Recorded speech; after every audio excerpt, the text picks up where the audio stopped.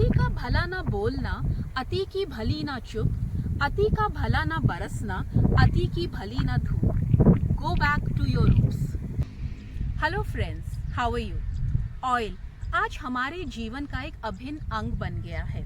हम अपनी किचन में आज कोई भी dish without the oil imagine नहीं कर सकते हैं. Right from our skin to hair care, तो हमारे छोटे बच्चों की मसाज से बड़े लोगों की massage, oil plays an important role. कभी आपने ये सोचा है कि ये ऑयल हमारे जीवन का ऐसे एक अभिन्न अंग बना कैसे? आइए मैं आपको एक इंटरेस्टिंग सी स्टोरी सुनाती हूँ और तथ्य आपके सामने पेश करती हूँ. 2,50,000 BC बिफोर क्राइस्ट पहले जब ह्यूमंस ने सबसे पहले आग जलाना सीखा, उसी दौरान थ्रू एनिमल फैट से सबसे पहले ऑयल का इंट्रोडक्शन ह्यूमंस को हुआ. जैसे ह्यूमन सिविलाइजेशन इवॉल्व हुई और एक एग्रीकल्चर कम्युनिटी फॉर्म हुई एंड इंसान ने खेती करना सीखा, सीड कल्टीवेशन शुरू की. हड़प्पन सिविलाइजेशन में उस दौरान सीड को कूट कर और उबाल के ऑयल निकालने के एविडेंस प्राप्त हुए हैं. ऋग्वेदा में बड़ी बड़ी स्टोन ऑयल मिल्स की बात की गई है, विच देन इवॉल्व्ड इनटू घानी, जिसे हम आज वुड प्रेस्ड ऑयल मेथोडोलॉजी बोलते हैं. उस समय instead of machines, animals were used to run the oil mills. फिर आया मिड 1800 इंडस्ट्रियल रेवोल्यूशन.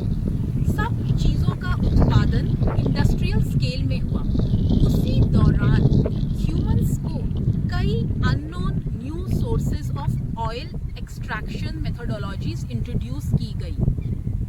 आज एक स्टडीज के अनुसार from rice to wheat, oil is the third largest product that humans are consuming and हमारी daily 20% calorie needs are coming from the oil.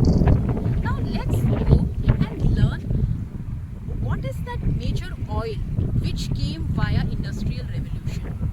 वह था refined oil. Refined oil seeds को naturally crush करके produce नहीं किया जाता. आप हैरान होंगे कि इस ऑयल को प्रोड्यूस करने के लिए केमिकल्स इस्तेमाल किए जाते हैं लाइक हेक्सेन, और उसके बाद उस ऑयल को बॉयल किया जाता है वैक्स को निकालने के लिए. डिओडोराइज्ड प्रोसेस लाइक ऑर्डर को निकालने की प्रक्रिया की जाती है और इस सब प्रोसेस में ऑयल ऑक्सीडाइज हो जाता है. What is oil oxidisation? मैं आपको अपने पर्सनल एक्सपीरियंस से बताती हूँ. जब भी मैं रिफाइंड ऑयल में की बनी हुई चीज़ें बहुत अधिक मात्रा में खा रही थी, मेरी बॉडी में इन्फ्लेमेशन हो रही थी, मेरी बॉडी में दर्द हो रहे थे. और यही स्टडीज़ शो कर रही हैं कि रिफाइंड ऑयल खाने से जो ऑक्सीडाइज्ड ऑलरेडी हो चुका है, उसको खाने से हमारे गुड कोलेस्ट्रॉल जो है वो बैड कोलेस्ट्रॉल में कन्वर्ट हो रहे हैं, हमारी आर्टरीज चोक हो रही है, हमें इन्फ्लेमेशन हो रही है, हमें एक बॉडी एक हो रहा है.